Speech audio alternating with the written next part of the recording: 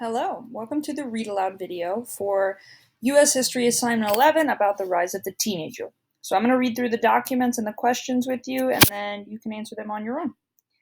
Okay, so let's start with document 1. There's 4 documents and then one final question as well.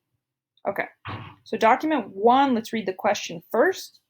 What are 2 ways that life for teenagers changed in the 1950s? So 2 ways life for teenagers changed in the 1950s.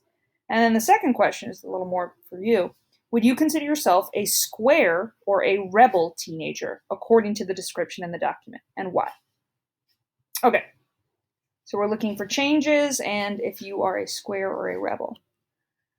With the rise of the suburban middle class, as well as K-12 education becoming standardized or normal throughout much of the United States, the 1950s saw a brand new form of youth or young culture explode into existence: teenagers.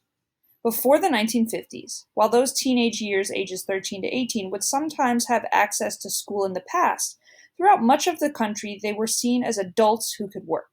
But during the 1950s, as high school became a larger part of American culture, these teenagers found themselves in a unique social and cultural crossroads. Their social lives were now tied to other young people their age, which led to a brand new teenager culture. Because the US was doing well economically, or with money, these teenagers had more money and free time to spend together. Teenagers would find themselves parts of larger cliques or groups of like-minded teenagers. Some teenagers embraced various aspects or parts of adult culture, including rock and roll culture, even though it was frowned upon or not approved by their parents.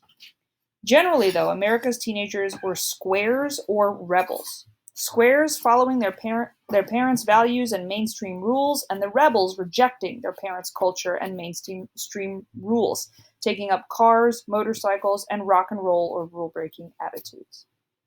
And then there are some pictures here. On the left is an example of a square 1950s teen couple following the rules and fashion trends of their parents.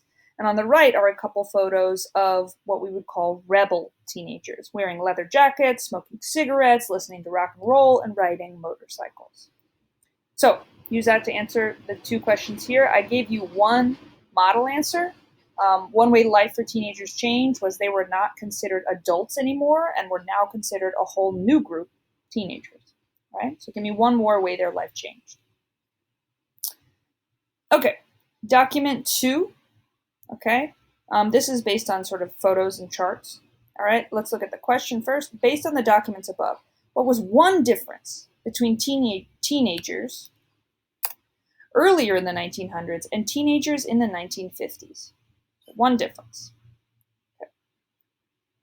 So here's a picture on the left of a teenager in the 1910s, and here's a picture on the right of teenagers in the late 1940s, close to 1950s. And this chart compares the average weekly income of a teenage boy earlier in the 1900s and an average weekly income of a teenage boy in the 1950s.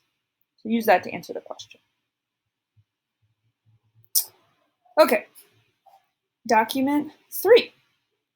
Your question for document 3 is based on this article from 1959. Why would advertisers want to start targeting ads specifically for teenagers or making ads specifically for teenagers? Okay. So, here's from this 1959 article. American teenagers have emerged as a big-time consumer or buyer in the U.S. economy. They are multiplying in numbers. They spend more and have more spent on them than any generation before, and they have minds of their own about what they want. Today, teenagers surround themselves with a fantastic array of garish or bougie and often expensive products and amusements. Until recently, businessmen have largely ignored the teenage market, but now they are spending millions on advertising and razzle-dazzle or showy promotional stunts.